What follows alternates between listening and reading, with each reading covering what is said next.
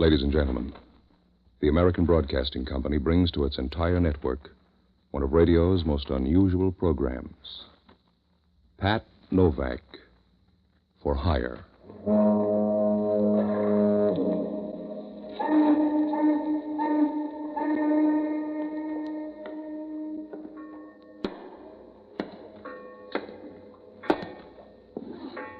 Sure, I'm Pat Novak, for hire.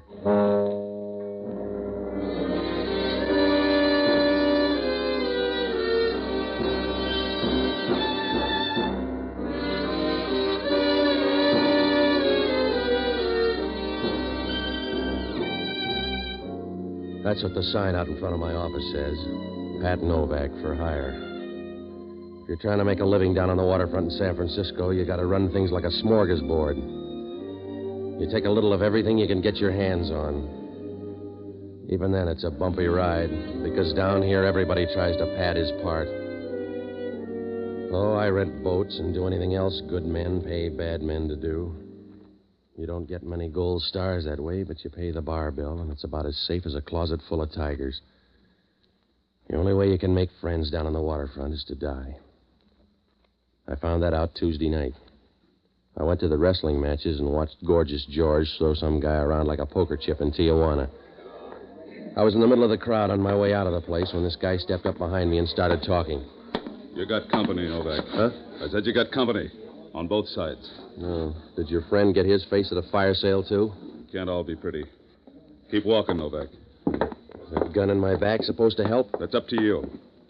Straight ahead and out the side door. You got the right growl, but the wrong guy, mister. You keep working your mouth, but nothing comes out. All right, this way. What are your plans? Shall we take the kids? The car right down here. Now, look, big shot. In a drugstore, I get all the mystery I want for 2 bits. You want things explained? Yeah, besides Shovelhead here, I don't understand a thing. We just want Joe Deneen. I never heard of him either. We just want Joe Deneen. All right, you can have him. You're welcome. See his wife. See anybody you like. I don't even know the guy. You're full of talk. As soon as you want to make it the right kind, you can go home. Here we are, into the back seat. You drive, Eddie. You boys run on. I'll grab a cab. Get in, Novak. We're not going to take a vote. That's it. Just be a good mouse. You got a lot of time to waste it this way, mister. You're too gabby, Novak. And you're too tough, Junior. And this noise is beginning to give me a headache. Oh! Let's go, Eddie. Novak's going to sulk a while.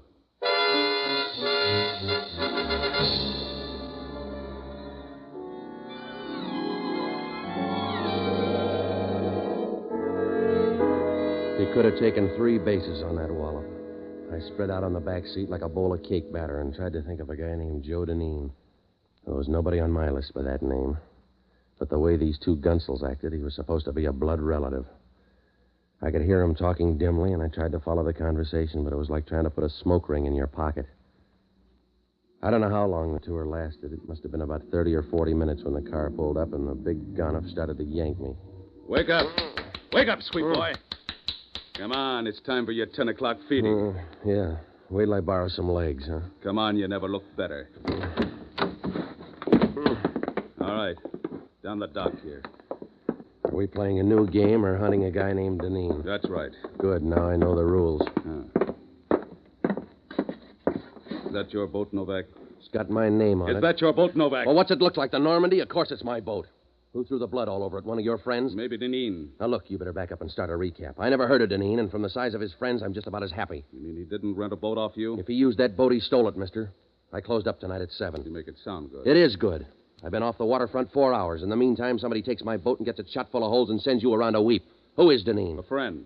I don't blame either of you for hanging on to one. We were supposed to meet him at your landing at 10. He was going to rent one of your boats, and we were going to meet him at 10. There's the boat. You want to pay the damages? We came early and found the boat piled up, blood all over, and no Deneen. You got any ideas? Maybe he cut himself shaving. Dragged the bay, mister. I don't know your guy, but somebody did. They met him out there in the bay and cut him down. You sound happy. Now, look, I don't care one way or another, except he used my boat. If he wanted to die, he should have hired a Davenport. That's all I know. I never heard of Joe Deneen. Yeah.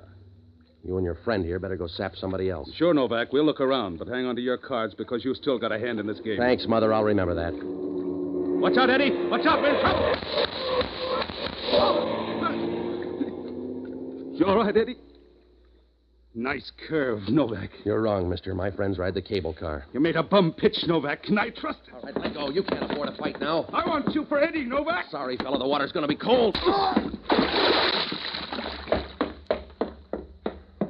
Hey, what's the trouble? Trouble going on? No. Whatever gave you that idea? I'm a night watchman over here. That fellow lying on the dock there dead? Well, if he's not, he's going to catch cold. What about the other fellow? Maybe he can't swim. What do you care? He doesn't. Oh. They come here looking for something? Yeah. Guess they didn't find it, huh? Somebody's satisfied. They were trying to find the guy that came out of that boat down there. Oh, you mean the funny-looking guy? Huh? A guy got out of that boat a few hours ago, all banged up. I think he was in a fight. Yeah? Sure, somebody shot him. I think he was in a fight. Where'd he go? Down the dock toward the street. He asked about a fella and went down the dock. Oh. He asked about a fella named Novak. Do you know him? Yeah, but I'll do my best to forget.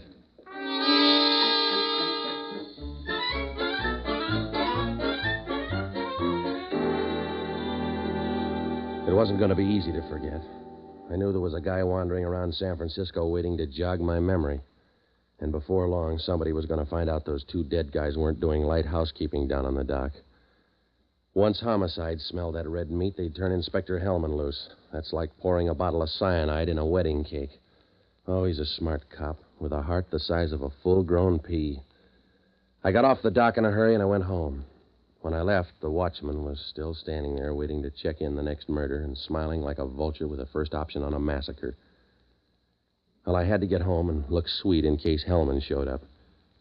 When I opened the door to my place, Hellman was on the couch with a pencil in one hand and a movie magazine in the other. Hello, Novak. You busy? No, I'll just stand here and watch you. A little more of that pencil and movie magazine routine, and you'll break out in a cold sweat. Where have you been? Staying out of other people's apartments? I got an answer for that. You haven't got an answer for anything, Hellman. You can't fill in a return address envelope. What's on your mind? Can I make a call? No, not to play cat and mouse. If you want to know about that bloodbath down on the dock, say so. Yeah? They're close strangers. I never saw either of them before. You're getting loose around the mouth, Novak. Huh? That's right. If some of your playmates stub their toes, it's news to me. You better tell me, though. It'll save time. Oh, what's the use? If a fact walked up and sat in your lap, you'd lose it. Suit yourself. Have a drink? Yeah, I will. Where's the bottle opener? Huh? The bottle opener. You got teeth for it. I need a bottle opener, Hellman. I don't know. Try the kitchen. All right.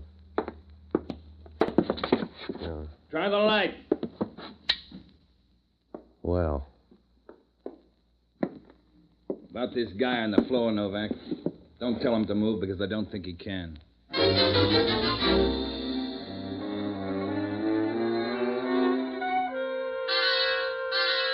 when I looked down at the guy on the floor, I felt like a burlap sack from the neck down. He was a big guy lying on his back, and you got the idea he took it hard. He didn't like the way the vote came in. Because he wasn't relaxed the way most people are when they're on the prowl for a harp. He was about as rigid as a coil of wet line on a steamer deck. His face was pockmarked and the color of an old piece of abalone. Hellman was standing over him, and the shadow cut across the lower part of his face.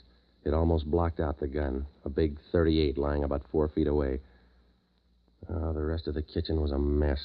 It was torn up worse than a Japanese lantern in a high wind. Hellman was leaning against the cabinet and smiling, like the banker in a crooked blackjack game. Does he belong to you, Novak? No, he's not pretty enough. Roll him over. We'll find out who he is. I already been through his stuff. Wipe your hands. The green still shows. His name is Joe Deneen. You sure were popular, Joe. Why? A scavenger hunt. Every gonif in town's been looking for him. I figured you for the prize. 2 of them picked me up and lugged me down to the waterfront. Yeah? I told you about them. They ran into bad weather. Why'd they take you? Because I looked like a bird dog, maybe. I don't know why, Hellman. They just took me. In the meantime, Sunshine here took my boat out and got shot up. And he came up here to borrow your adhesive tape. That's all I know, Hellman. He must have figured me for a part. I got the same trouble, Novak. That gun on the floor helps, too. That gun's second lead at best. I never saw it before. It's the murder gun. How'd it get here? I don't know. Maybe the scullery maid left it. Come on, Novak. You're in the spot. You better start digging. If I do any digging, the dirt's going to go in your face, Hellman. You've got a nice face, too, Novak. You better buy a big shield, Hellman. You got a lot to hide behind. Stop beefing. You're the host. What about the safety deposit box? You're ahead of me on that one. You ought to have your picture taken. He was talking about a safety deposit box when I got here. He was alive when you got here? That's right. Show more joy. The neighbors heard the shooting and phoned in. Well, who did it? What did he say? He said, tough luck, copper. That's all he said. Something about a safety deposit box and tough luck copper. Oh, that's real fine. You let him die clammed up. You're smart, Hellman. You let him off with a third-rate tagline. You're lucky, Novak. This way it's going to take me 12 hours to wrap you up. I'm going to run that gun through and check a couple of things, then I'll be on your tail. I want to see you follow something up, Hellman. With that big nose of yours, you couldn't find a moose in the bathtub. Look, Novak, you're a small-time waterfront punk. You've been lucky so far, but you're still a punk. I don't like you, and I'm going to hang you by your heels. I'm going to get you. If it's the last thing I ever do, I'm going to get you. Hellman, if I thought you were on the level about that, I'd give myself up.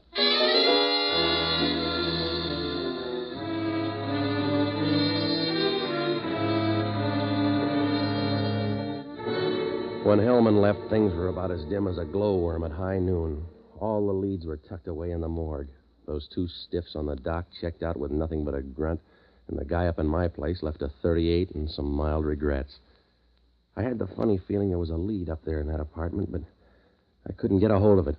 Something waiting to be understood, the way a thing gets balanced on the edge of your brain, half in, half out, like the melody but not the words of an old song. Well, I didn't know where to turn. I was hunting for the shoreline on a dark night. So I looked up the only honest guy I know, an ex-doctor and a boozer by the name of Jocko Madigan. Oh, he's all right, but he's got the idea that all liquid that isn't 100 proof lacks character. I finally found him in a little bar down near Union Square. He was talking to a blonde girl and a sailor when I walked in. Ah, Patsy. You find me in the late October of my life, trying to recapture a few April moments. Yeah, Jocko, I got to talk to you. That's what I like about good whiskey.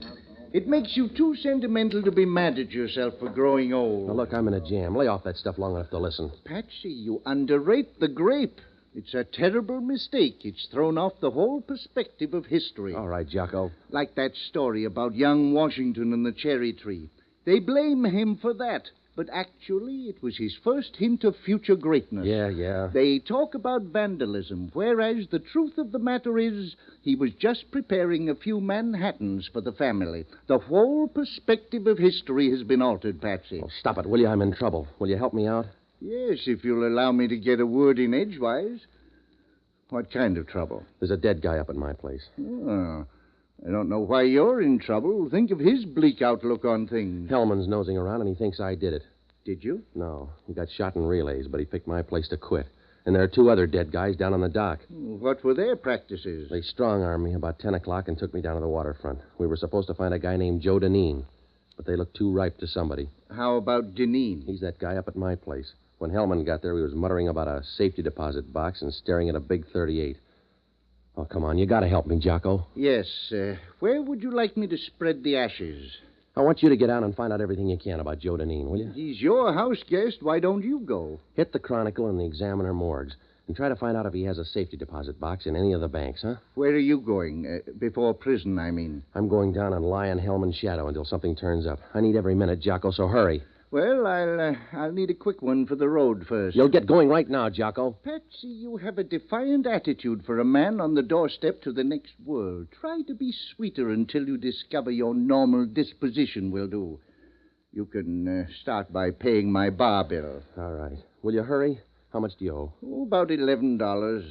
What have you been doing all night? Are you crazy? I may owe $11, Patsy, but so far I've had a better night than you have. Good night, lover.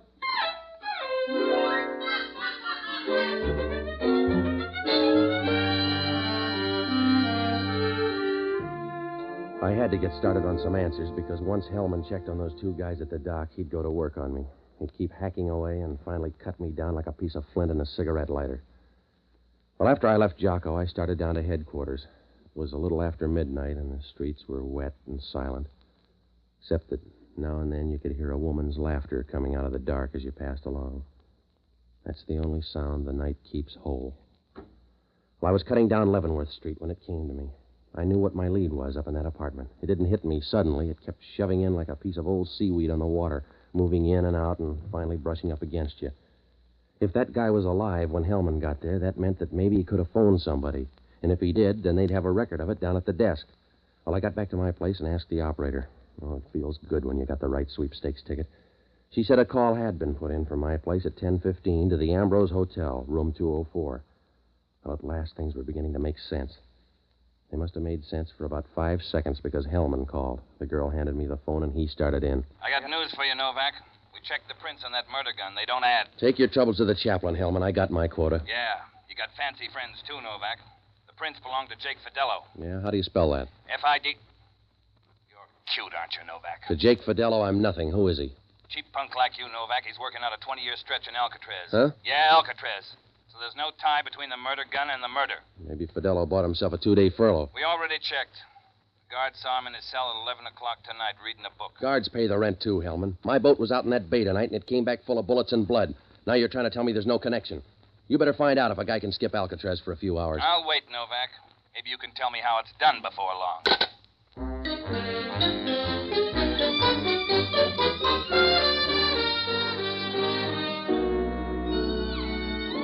Well, nothing matched now. It was like the chorus girl's legs in a cheap nightclub.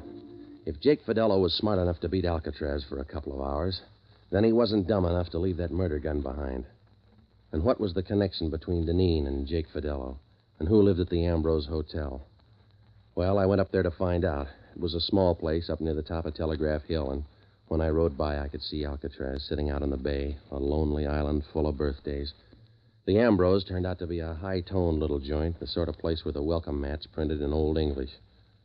I went up to 204. The card in the door said Frederica Sims. I knocked, and when the door opened, it was like shaking hands with a flamethrower. She was a tall number, and she screamed Final Edition all over. She stood in the doorway for a minute and swayed in a nice, contented way like a snake on the right diet. And when she said hello, you wanted to hand her your arm and say, twist. Good evening. Yeah, my name's Novak. I'll remember. Won't you come in? It'll save an argument. Good. I hope you don't mind crowds, Mr. Novak. She means me, Mr. Novak. I'm Mike Trevor. And I'm Freddie Sims. Well, that brings us up to date. A drink would do so much more. You need a drink, Mr. Novak. You look a little dusty. Don't mind her, Novak. She addresses all people as peasants. All right, now suppose you two landowners tell me who killed Joe Deneen. You know, Mike, I don't think he wants the drink. We'll all celebrate when you get around to Deneen. I don't think we know a man by the name of Deneen, particularly if he's dead. Yes, I'm sure we wouldn't like him. Come on, let's drop the smart talk. Come on, back in the saloon. A guy by the name of Joe Deneen died all over my kitchen tonight. Don't get tough, Novak. If you missed your dinner, all right, but don't come up here screaming about your dead friend. Now, look, I'm about 10 feet behind a phone call. Deneen put in a call for this number just before he died. Then it was whimsy, Novak, or anything else you'd like to call it. We don't know the man. You can mull it over on your way downstairs. Yeah, and you can use the time to think over that safety deposit box. What safety deposit Oh, box? you're jumping your cue, lady. Make it more casual, huh? Do you know what you're talking about, Novak? You think so. I'll tell you what I'll do, Novak. I'll buy that key from you. You got a deal, unless you want to pay it off with money. You mean Joe Deneen? That's right. I'm running front on a murder rap. You want that key. If you want it bad enough, come on down to headquarters and we'll make a trade. No, thanks, Novak. You didn't look bright, but I thought you might be hiding your brains somewhere. This way you lose money. You lose even more, Trevor. I was going to ease you into that murder rap, but the offer's out. You'll have to struggle in, and you'll be too tired to get out. Can I loan either of you boys a pickaxe? No, thanks. Well, I'm going to run along. Can I drop you anyplace, Novak? I'll stay. You know, I didn't think I could drop you anyplace. Novak, you ought to sell that gleam in your eye. Some airport could use it. Good night, Freddie. Be careful. Good night, Mike. I can take care of myself. Yes, if you try. That's all I was worried about. Your friend reads the wrong books. I'll bet you never wasted your time that way. Why don't you sit down on the couch here and have a drink, Patsy? Now that the argument's over. Is it? Well, at least we need a drink. Yeah, sure. That'll make the talk come easy. About that key. You think I want the key? Like nothing else in the world. No, that's a little rash, Patsy. But I do want it. I want it very badly. Those are famous last words, lady. You heard the round with Mike. The prices haven't changed. Got too expensive, darling. Here's your drink. What are you looking at, Patsy? You? The way you slide around on that couch? Yes. Yeah. You belong in the Everglades. If I were there, Patsy, I think you're the kind of a guy who'll be right around the next bend. You sound pretty sure. That's a good way to lose your shirt. I am sure, Patsy. I know that about us. We belong in a swamp. Yeah? We belong together. Because we're the same kind. We're neither good nor bad. We just are, and that has to do. You make it sound corny, baby. Try to hide, darling, but I can see you peeking through your fingers. I can see you awfully good from here, Patsy. Watch out, you're backing into a corner, Angel. But I've got you with me. Make some more noise, huh? I like it. It's true. I've got you with me, haven't I, Patsy? I can still struggle. I'll bet you don't struggle good. I'll bet you don't struggle good at all, Patsy. I still got that key, baby. You're a sissy. It stays at my place. I could eat you, Patsy. You're wonderful. Yeah. You know when hand me my drink? And the soda at the end of the table? Sure. That's it, darling.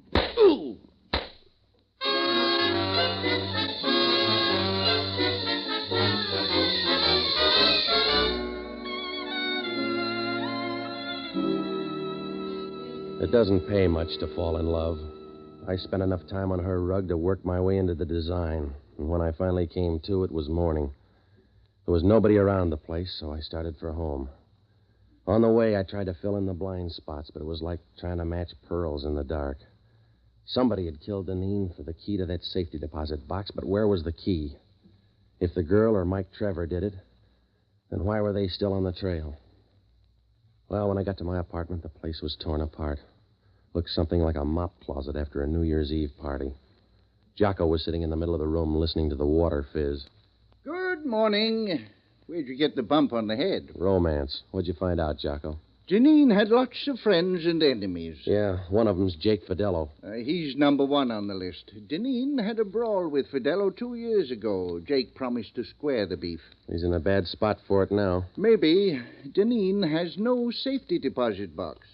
Oh, that was my out. Perhaps you can take up folk dancing in prison. I'll send you diagrams of new steps from time to time. Fidello has a safety deposit box, though. Yeah? Yeah, he's got a lot of money floating around somewhere. Well. And a lot of women doing the same thing. Well, we're getting a better shuffle now. Is the girl's name Freddie Sims? That's right. Fidello loves her like the last 15 minutes of life. That's why he won't like it. Get to the point, huh? She's supposed to be waiting for him, but she's got married in Mexico to a guy named Mike Trevor, Fidello's best friend. Does it make sense? No, it doesn't. Suppose Jake's found out about his sweetheart and best friend. Why would he kill Deneen? I don't know, except you'll find out, Patsy, that sometimes the difference between your best friend and your worst enemy is only a matter of opportunity. Yeah, Novak talking. Yeah. How's the dent in your forehead? Oh, you get around, Hellman. Yeah, we picked her up at your apartment. She tell you about that key? A little. She made a confession, too. She's generous. Not to Mike Trevor. She pinned the whole thing on him and signed a statement. We're going out to pick him up now. I'll see you in 10 minutes. Why? In case he wants to shoot somebody, I'm offering you.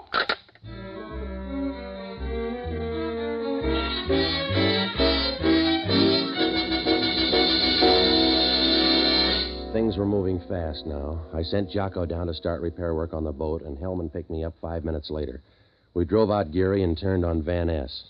Oh, Hellman was real subtle. He stopped right in front of the rooming house where Mike Trevor was living. The girl had mapped it out for him. Trevor was in a first-floor room. It was a quiet neighborhood. But as we opened the front door and started in, I got the idea it was going to be a tough place to get any sleep for the next few minutes. It's down on the right side here. Stay ahead of me, Novak. You're one copper who will die in bed, Hellman. Down the hall and be quiet. Yeah, this is it. On this lap, you go first. Stand back while I throw it open. Kind of empty, Hellman. Girl said he was here. What's that? Your boy's up at the top of the stairs. You see him? Well, he's not wearing neon pants. Go up and get him. Come on down, Trevor. Your girl talked. Come on down and sign a confession. I've got a better idea, Copper. You come up and hand me the pen. All right, Novak. Move over, Hellman. He's going to argue. He's heading for the roof. Let's go. Hold it, Hellman. If that door up there is locked, we'll run right through the barrel. You get one more chance, Trevor. Come on down. That roof door is locked. All right, Copper, I'm coming down.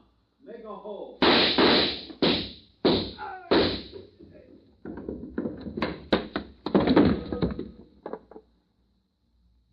Now you got your hole, Trevor. Yeah. Novak, you better get to that safety deposit box. Get there in a hurry. Before the girl. Well, the city owns him now, Hellman. Let's get to that safety deposit box. Let her have the key. What do you care, Novak? She's Fidelo's girl. No. There's a queer twist here somewhere. How do you know what's in that box? So, Fidelo's in love with the girl. He's grateful. What do you care? That's what makes it good. That's the way it is with love and gratitude. The love goes on, Hellman, but the gratitude changes.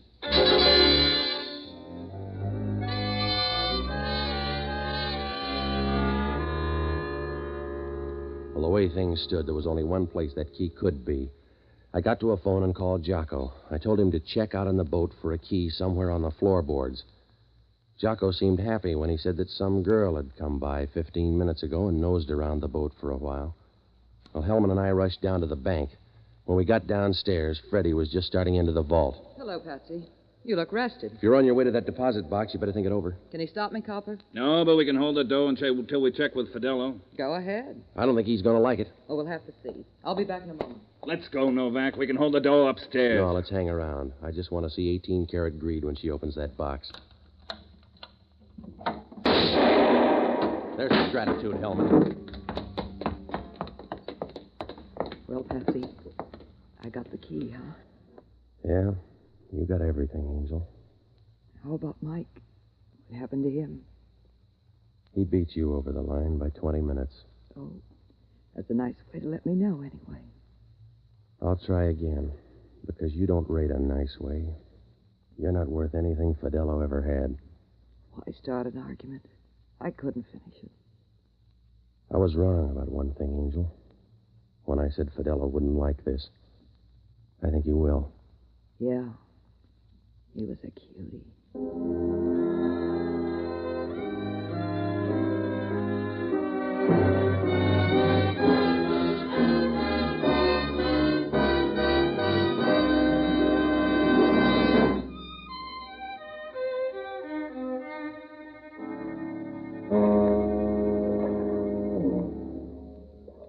Fidelo was a thorough guy.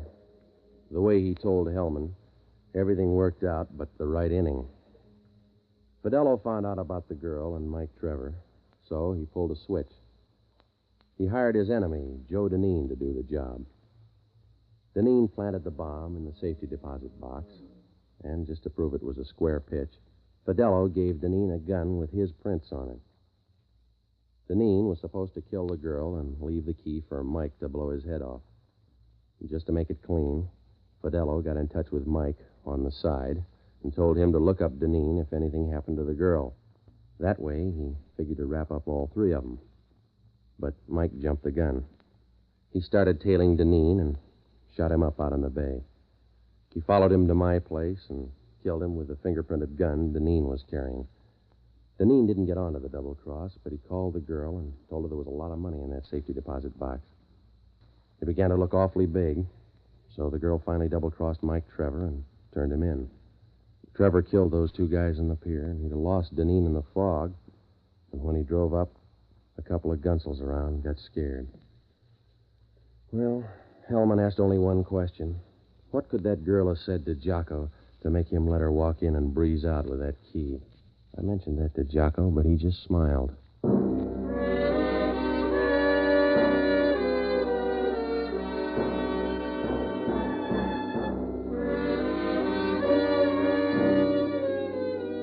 The American Broadcasting Company has just brought you Pat Novak for Hire, starring Jack Webb.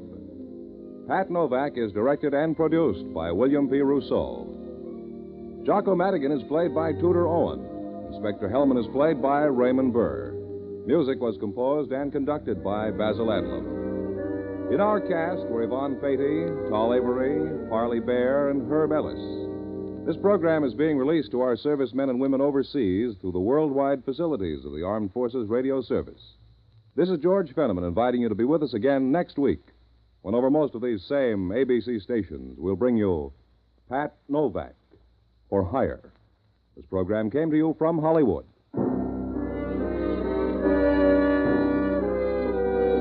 This is ABC, the American Broadcasting Company.